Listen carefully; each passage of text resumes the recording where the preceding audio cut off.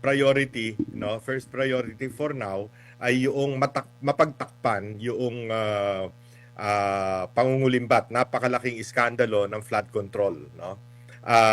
Para magbigay daan naman pag umpisa ng July 6 na nakatuon na lamang ang tensyon ng publiko doon sa impeachment trial. Pagdating ng July 6, puro impeachment na lang ang pag-uusapan ng media at maging ng publiko.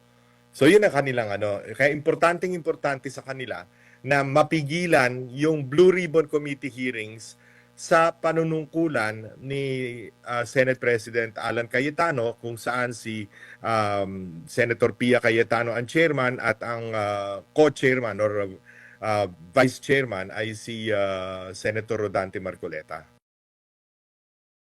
Sir, ano po ang major takeaways po ninyo sa naging palitan po ng liderato ngayong linggo dyan po sa Senado? Well, napatunayan yung kinakailangan ng 13 boto. No? At hindi po pwede yung 12. So, naghain si dating Senate President Alan Cayetano ng certiorari sa Supreme Court. Sana naman, bagamat moot and academic na yan, ay magdesisyon sapagkat importante yan sa mga darating pang mga araw, darating pang mga taon. Ano? Baka magkaroon na naman ng ganyan sitwasyon. Mas mabuting malinaw na kailangan na 13 para ka maging Senate President. No? Opo, at saka binanggit po sa mga speech recently o sa mga Facebook Live ni Senate Minority Leader, former Senate President Cayetano, na dalawa daw po pala ang grupo ngayon sa pamahalaan sa Senado, Sir Lito. Ang una ay yung mga gusto ng katotohanan na ilabas po yung sino ang mga sangkot at mastermind sa flood controls anomaly. Ikalawa, yung grupo po ng mga gusto ng cover-up. Ano pong tingin niyo dito, sir? Well, yan ang pananaw ni Senator Alan Cayetano, no? Subalit sasang-ayon ako sa puntong malinaw na kaya pilit na yung dalawang senador na dating nasa majority ni Cayetano Block, wika nga, no? Ay pilit na sinungkit, no? Sa anong paraan hindi natin alam sa ngayon at wala namang aamin ng katotohanan tungkol doon. Pero malinaw na iyon ay dahil ayaw nila na lumabas ang mga revelasyon tungkol sa katotohanan na ibinubunyag ng mga 18 plus 4 na mga ex-soldiers, no? Ibang ex-marine, iba ex-army. No? Ayaw nila yon. Ang gusto nila ay matuon na lamang ang pansin ng tao dun sa impeachment trial. Sapagkat kapag inihambing ng tao yung di umano'y kasalanan ni Vice President Sara Duterte at ikukumpara ito dun sa kahindik-hindik at napakalaking pangungulimbat ng pera ng taong bayan, para bang excuse me, para sa taong bayan, sino ba ang mga dapat parusahan? Sino ba ang mga dapat managot? No? So kaya talagang pilit na yun ang talagang inaano nila, ayaw nilang lumabas, no? Kaya pinilit nila na sa panahong ito na malapit na rin namang matapos yung regular session ng 20th Congress, no? To magre-recess na rin lang, pinilit nila na magkaroon ng paalitan ng liderato. So, second priority na po ang impeachment. First priority po yung sinasabi ni Senator Alan Cayetano na para sa kanya ay cover-up sa issue na ito, sir. For now, first priority for now ay yung mapagtakpan yung pangungulimbat, napakalaking iskandalo ng flood control, no? Para magbigay daan naman pag umpisa ng July 6 na nakatuon na lamang ang tensyon ng publiko doon sa impeachment trial. Sapagkat by then, alam mo kasi itong MJ, itong mga sabihin na natin mga nag-iisip para sa Malacanang o nag-iisip para sa administrasyon. Palaging ang iniisip ay ang unang assumption nila, ang Pilipino kasi ay madaling makalimot, no? Madaling mawala. Kung sa bad news man yan, no? After 1 month or so, nakalimutan na yan ng taong bayan. So doon sila nag-ano na pag nalampasan natin ito, pagdating ng July 6, puro impeachment na lang ang pag-uusapan ng media at maging ng publiko. So yun ang kanilang kaya importante sa kanila na mapigilan yung Blue Ribbon Committee hearings sa panunungkulan ni Senate President Alan Cayetano, kung saan si Senator Pia Cayetano ang chairman at ang co-chairman or vice chairman ay si Senator Rodante Marcoleta. So survival ito, Sir Lito, political survival ang hakbang. Lahat ng yun ang sabihin na natin parang hindi maganda sa mga nangyayari dito sa ating bansa. Hindi lamang ngayon kundi nung mga ilang pantaon parang hindi sinasa isip kung anong makabubuti para sa taong bayan. Sa gitna ng krisis, walang krisis, biski na kailan ang laging nasa isipan ng ating pamunuan ay kung paano yung kanilang personal at political na interes ay mapapagana, imbis na yung paano nilang matutulungan ng totoo ang taong bayan. No? Sa panahon ngayon na sobrang taas ng presyo ng bilihin, na napakahirap ng buhay.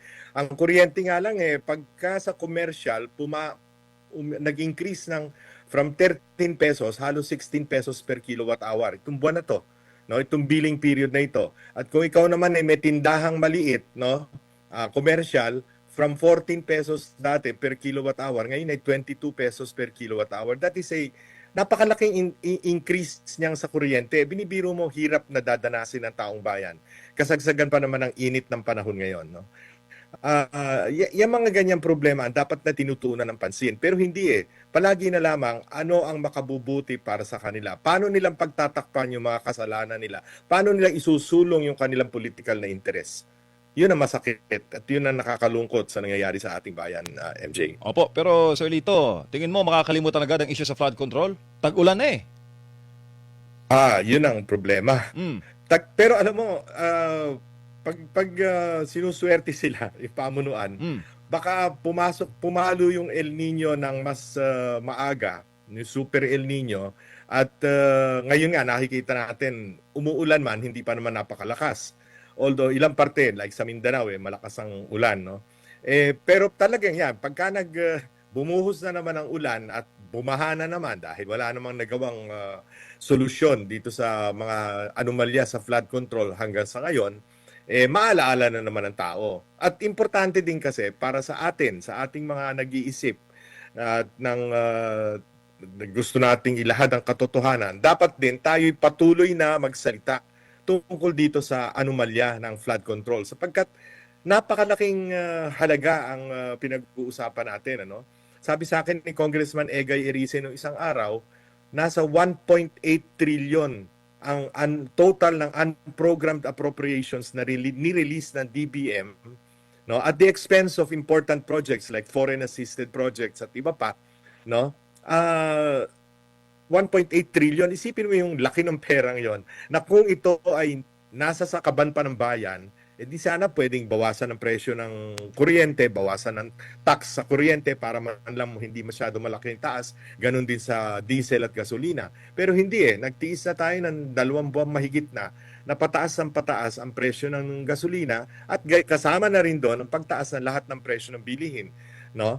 Walang naitutulong sa atin ng pamahalaan kundi yung pakonti-konting ayuda na binibigay sa piling-piling mga tao. 1.8 trillion na kung ikukumpara mo sa 140 o 100 plus million na binibintang na di umano'y ninakaw ni VP Sara, kabuti lang yung paratang sa Vice Presidente, sir. Isang patak sa isang drum ng tubig. No? Isang patak sa drum ng tubig.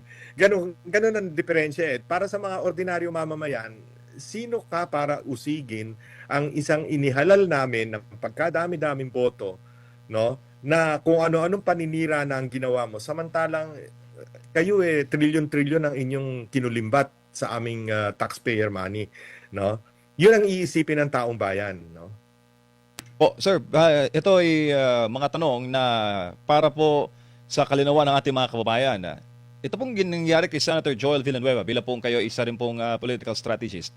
Ano tingin mo, sir? Kasi maraming pumupuna nauugnay sa JAL, sa paninindigan sa katotohanan, ano daw nangyari, ba't daw ganito ang desisyon. may mga nagsasabi naman kay Senator Joel na tingnan nyo yung track record, tingnan nyo ang kanyang motibo na dumalo siya doon sa sesyon para maibalik yung trabaho ng Senado.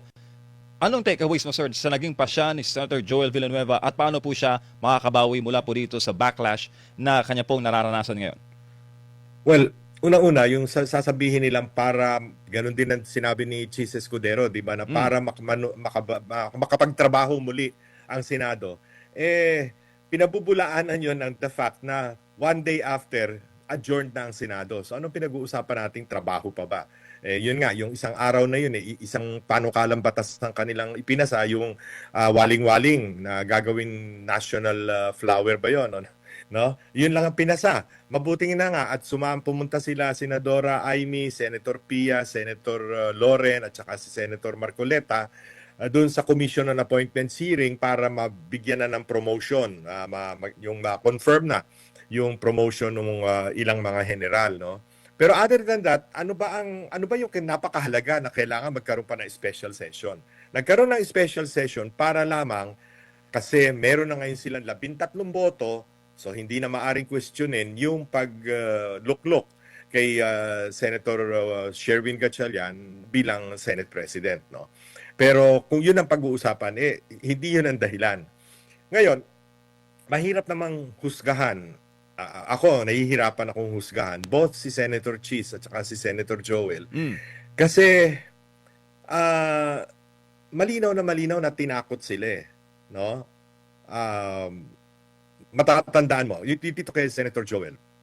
2 weeks ago, nagsalita ang ating ombudsman, si Boyeng Remulla, na halos kumpleto na yung kanilang isasampang kaso laban kay Joel Villanueva. So sabi niya, malamang sa loob ng 2 linggo, may isasampa na natin.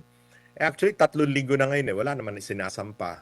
So, kung ikaw ordinaryong mamamayan, hindi ba ang iisipin mo, kaya hindi sinampa o baka hindi na isasampa, kasi sumama na sa bagong mayoriya at kasama na doon sa Gatchalian Group. Di ba ganun ang iisipin mo? Tama. No?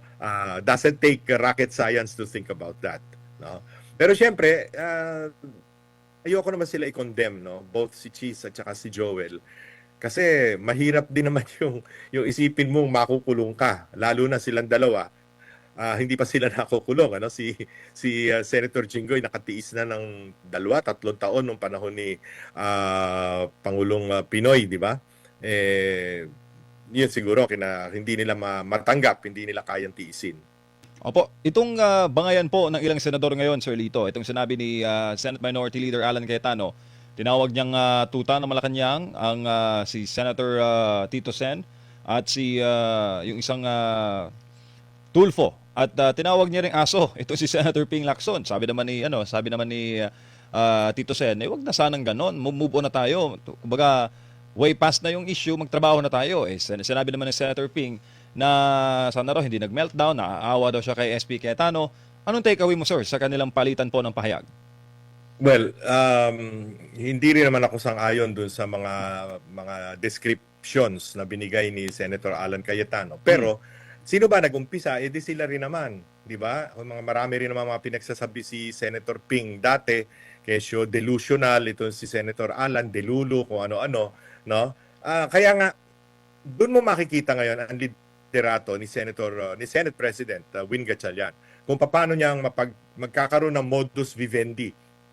Wika nga, parang live and let live. Hindi tayo nagkakasundo sa lahat, pero sana naman maging civil tayo sa bawat isa. So, maganda namang nasabi ni Senator Win na he will try to, bring everybody together and move on, no? Sana mangyari ang ganon. Pero hindi mo rin naman masisisi si Senator Alan kung isipin niya, kasi malinaw naman ang kilos ng Malacanang dito sa mga nangyaring palitan ng liderato ng Senado at dito sa mga pilit na pagtakip sa katotohanan patungkol sa flood control scandal. Oo, patunay dyan yung sinabi ni Pangulong Marcos na umasa siya na babalik daw sa normal yung Senado sa liderato po ni Senator Gatchalian. Sir. Sa totoo lang, MJ, dapat hindi siya nagko-comment patungkol sa Senado kasi the Senate and Congress for that matter is a co-equal body. Pwede siya nagsabing, well, problema nila yan, ayusin nila. No? Hindi kinakailangan mag-comment siya one way or the other. Pati yung kung sino ang uupong judge, no? A presiding judge doon sa impeachment trial. Kaya yun ay si Senator Escudero, si Senator kung sino pa man, Senator Kiko, hindi dapat nakikialam ang Pangulo dyan. Hindi dapat niya sabihin, komportable siya o okay lang sa kanya kung si Chis Escudero ang umupo. No? That is none of his business. Eh di parang confirmation din na totoo nga ang tuta ng Senado itong mga binanggit na senador ni Alan Cayetano. Sir, Yun ang inonor eh. Kinilala eh. Y- Actually, MJ, natatanda mo nung tayo huling nagpulong kayo ni Admar, Mm. meron din ako nagamit na salitang tuta eh, hindi ba?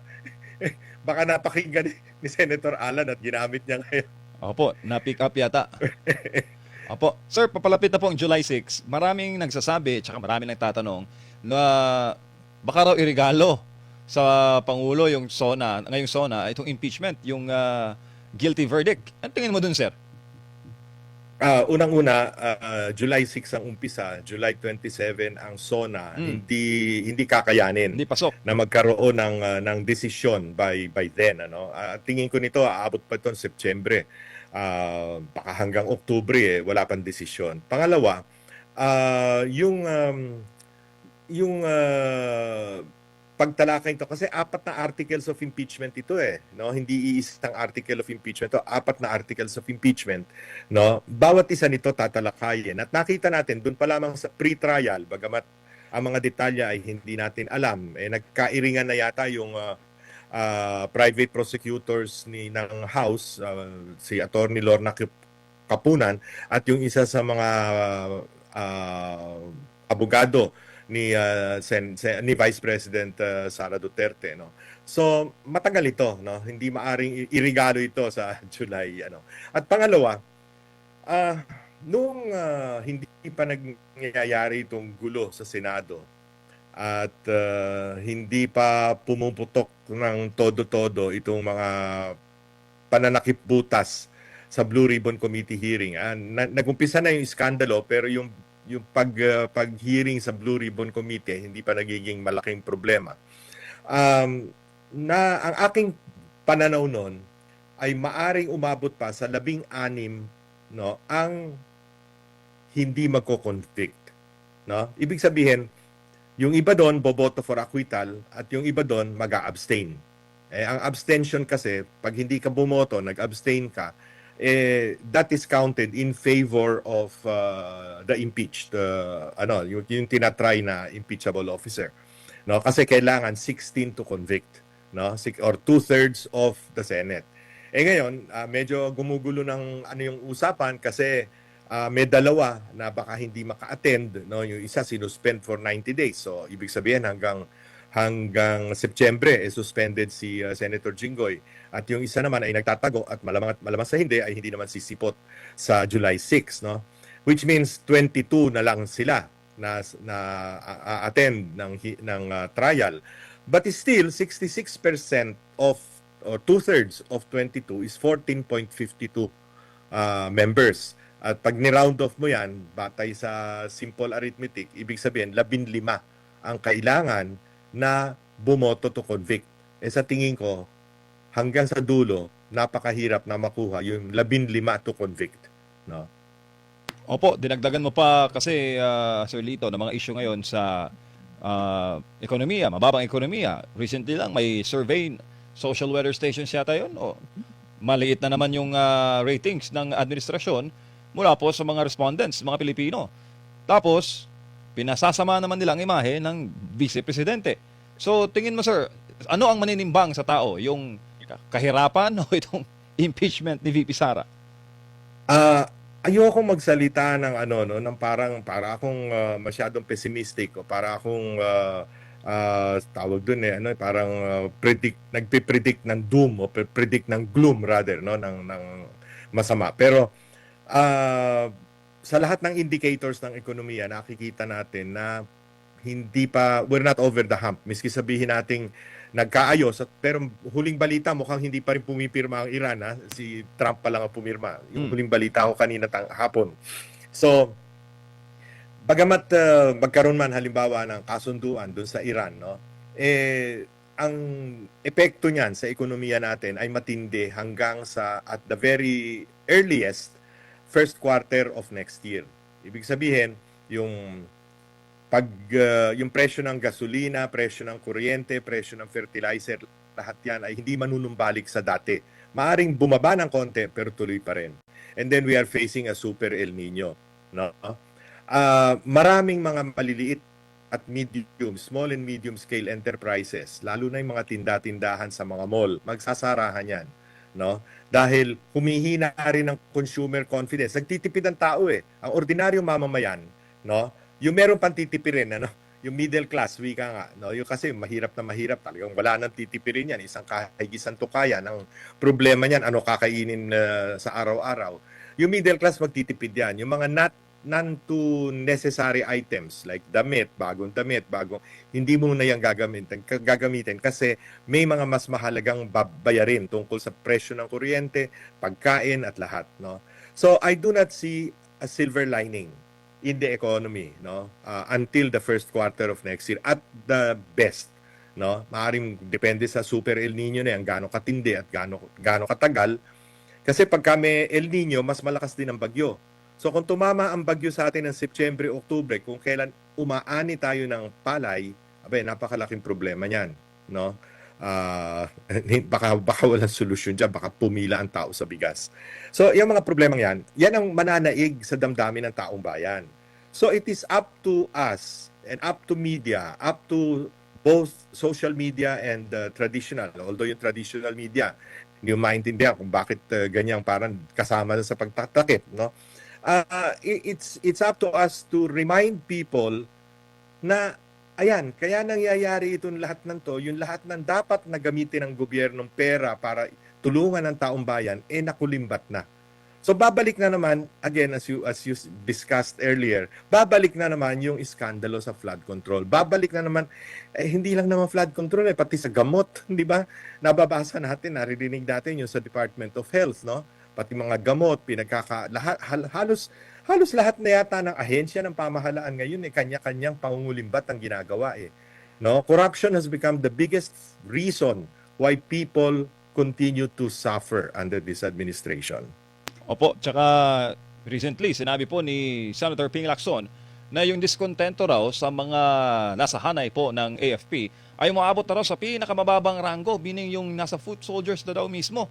At sabi po, nababahala po ang dating Chief PNP na baka raw gamitin itong mga komento o itong sapantahan ng mga nasa serbisyo para po magkaroon ng anarchy dito po sa bansa. Ano tingin mo doon, sir? Impeachment, kahirapan, krisis, halo-halo na po kasi. Well, the lower they are in the military rank, no, the more difficult their life is. Kasi ang sweldo niyan, miskin na dinoble ni dating Pangulong Duterte ang sweldo ng ating kasundaluhan at kapulisan, hindi pa rin makaagapay yan sa pangunahing pangangailangan ng kanilang mga pamilya.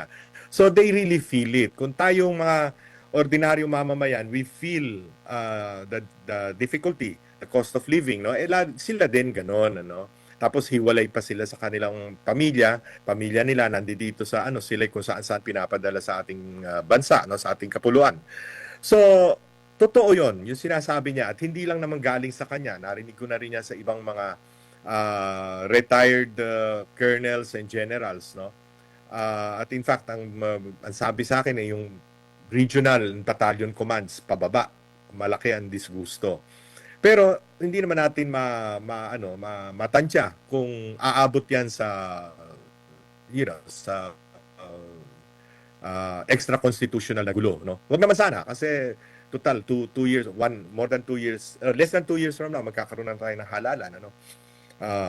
Pero totoo na meron talagang disgusto sa hanay ng ating kasundaluhan. Opo. Sir, huli na lang, sir. Kayo po ang nagbanggit, no? Isa sa mga nagbanggit doon sa plano po na Constitutional Assembly.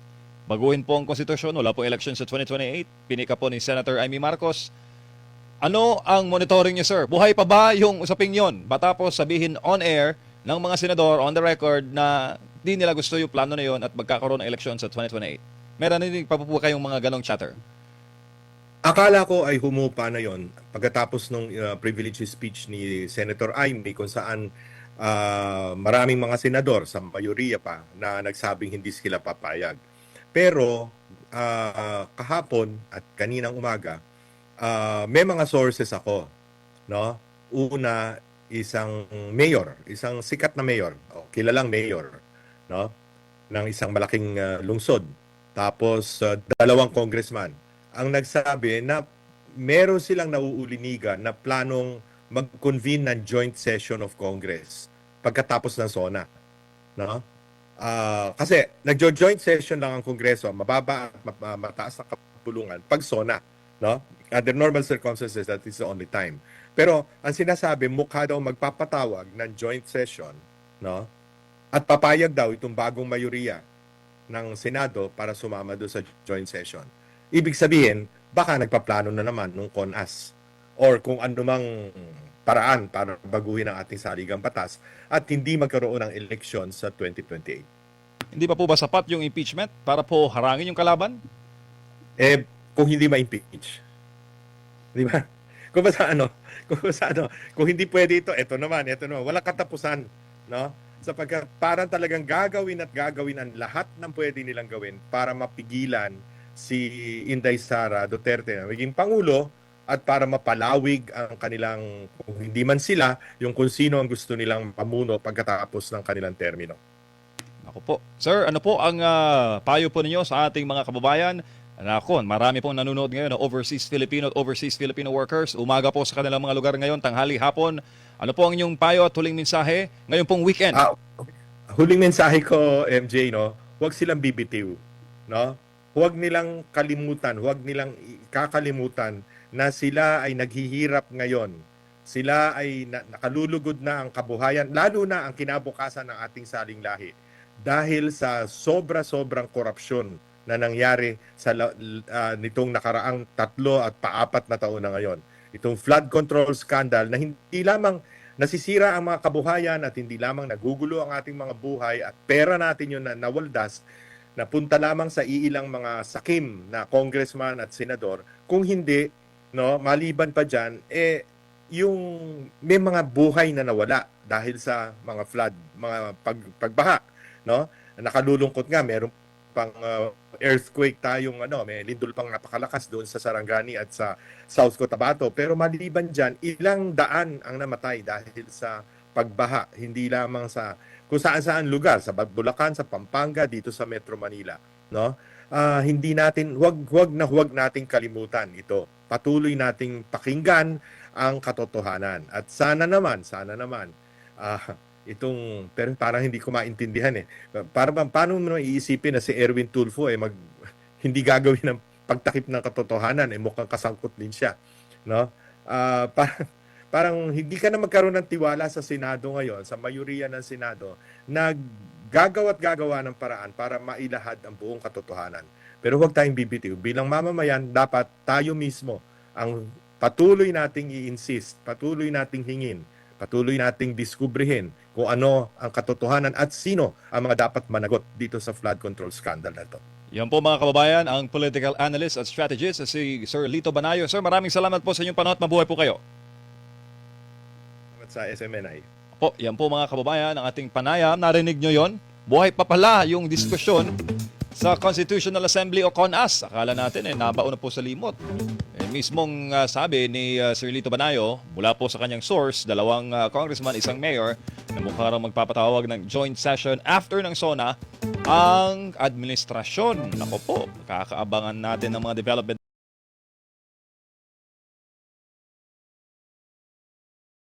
Kami ang boses ng masa, hindi natatakot.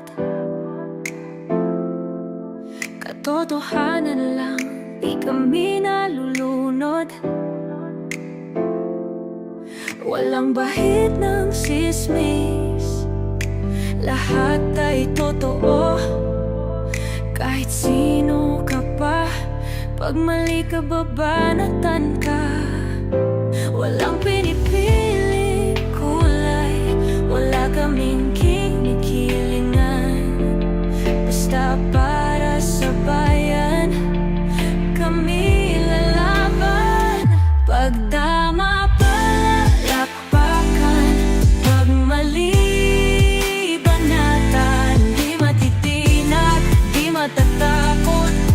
sa bayan, tuloy ang sigaw. Sa harap ng kamera, walang halong takot. Mga baluktot, lahat kayo'y tutumba. Ang hustisya at totoo, yun lang ang mahalaga. Kahit sinong harang, di kami matitinag. Walang pinipiling kulay, wala kaming kinikilingan. Basta para sa bayan, kami lalaban. Pag tama, palakpakan. Pag mali, banatan. Di matitinag, di matatakot. Para sa bayan, tuloy ang sigaw. Kung nasa tama ka, ikaw ay aming kasama. Pero pag mali ka, handa ka na bang mabasag? Banateros kami, walang inuurungan. Dahil bayan muna, bago ang sarili.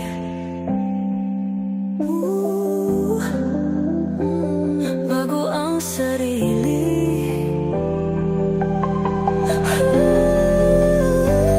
Pag tama, palakpakan. Pag mali, banatan. Banateros ang sigaw.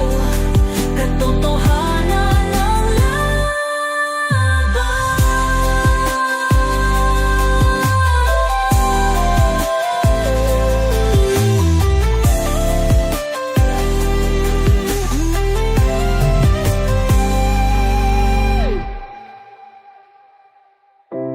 Sa